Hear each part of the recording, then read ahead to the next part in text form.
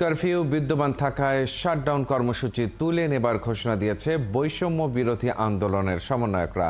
পাশাপাশি ৪৮ ঘন্টার মধ্যে ইন্টারনেট, ক্যাম্পাস ও হল খুলে দিতে হবে। পাশাপাশি আইন শৃঙ্খলা বাহিনী এবং কারফিউ তুলে নিয়ে জনজীবন স্বাভাবিক করারও আলটিমেটাম দেওয়া হয়েছে। রোববার রাতে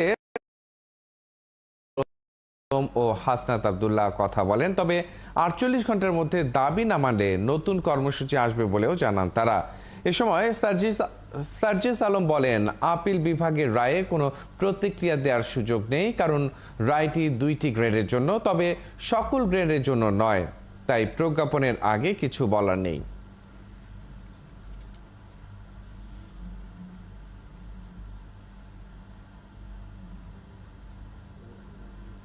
বর্তমান পরিস্থিতি প্রেক্ষাপট সেটা বিবেচনা করে এবং যেহেতু এখানে কারফিউ চলছে, জনজীবনের ক্ষতি হচ্ছে এবং এখানে দুর্বৃত্তরা নানান ধরনের সুযোগ নিচ্ছে, তো সার্বিক বিবেচনায় আমরা সরকারকে ৪৮ ঘন্টা সময় দিচ্ছি। এই ৪৮ ঘন্টা আমরা আমাদের কর্মসূচিকে স্থগিত করছি এবং আমরা চাবো সরকারের জায়গা থেকে সরকার যাতে আইন শৃঙ্খলা ফিরিয়ে আনে এবং জনজীবনের নিরাপত্তা নিশ্চিত করে এবং কারফিউকে উইথড্র করে। এবং আমরা যে 4টি পয়েন্ট আজকে বললাম, যে আমাদের ক্যাম্পাস খুলে দেওয়া, ইন্টারনেট খুলে দেওয়া, নিরাপত্তা নিশ্চিত করা এবং কারফিউ উইথড্র করা, এই ৪৮ ঘন্টার মধ্যে আমরা সারা দেশে কারফিউ জারি থাকবে। সোমবার দুপুর ২টা থেকে বিকেল ৫টা পর্যন্ত কারফিউ শিথিল থাকবে বলে জানিয়েছেন স্বরাষ্ট্রমন্ত্রী আসাদুজ্জামান খান কামাল। রোববার রাতে নিজ বাসায় আইন শৃঙ্খলা বাহিনীর প্রধানদের সঙ্গে বৈঠক শেষে তিনি একথা বলেন। স্বরাষ্ট্রমন্ত্রী জানান, দেশের সংঘাতময় পরিস্থিতি অনেকখানি উন্নতি হয়েছে, আর ২-১ দিনের মধ্যেই পরিস্থিতি পুরোপুরি স্বাভাবিক হয়ে যাবে বলেও জানান তিনি।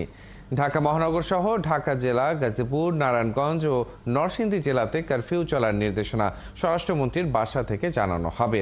বাকি জেলাগুলোতে কারফিউ কতক্ষণ চলবে সে বিষয়ে জানাবেন ম্যাজিস্ট্রেট। এদিকে ছাত্রদের দাবি প্রসঙ্গে মন্ত্রী বলেন, তাদের দাবিগুলো প্রধানমন্ত্রীর কাছে পেশ করা হয়েছে, শীঘ্রই পর্যালোচনা করে যৌক্তিক দাবিগুলো মেনে নেবে সরকার। কারফিউ যেটা চলছে এটা অব্যাহত থাকবে। আগামীকাল দুপুর ২টা থেকে ৫টা পর্যন্ত কারফিউ শিথিল থাকবে। অন্যান্য যে দাবিগুলি ছিল আমরা মাননীয় প্রধানমন্ত্রীর কাছে সেগুলি পেশ করা হয়েছে। আমরা শীঘ্রই সেই যৌক্তিক দাবিগুলি আমাদের সেইগুলি শীঘ্রই তারা যৌক্তিক দাবিগুলি তারা মেনে নেবে। সরকারি চাকরিতে কোটা পুনর্বহাল করে হাইকোর্টের দেয়ার রায় বাতিল করে মেধার ভিত্তিতে ৯৩% নিয়োগের নির্দেশনা দিয়েছে আপিল বিভাগ। মুক্তিযোদ্ধাদের জন্য ৩০% কোটার বিধান সংস্কার করে ৫%, ক্ষুদ্র নৃগোষ্ঠীর জন্য ১%, প্রতিবন্ধী ও তৃতীয় লিঙ্গ মিলে ১% কোটা সংরক্ষণের নির্দেশনা দিয়েছেন সর্বোচ্চ আদালত। সেই সঙ্গে আন্দোলনরত শিক্ষার্থীদের পড়ার টেবিলে ফিরে যাবারও আহ্বান জানান আদালত। মেল্টন আনোয়ারের প্রতিবেদন। সেনাবাহিনীর সঞ্জয় জানের প্রহরায় প্রথমবারের মতো কারফিউর মধ্যেই বসল সুপ্রিম কোর্টে বিচার কাজ।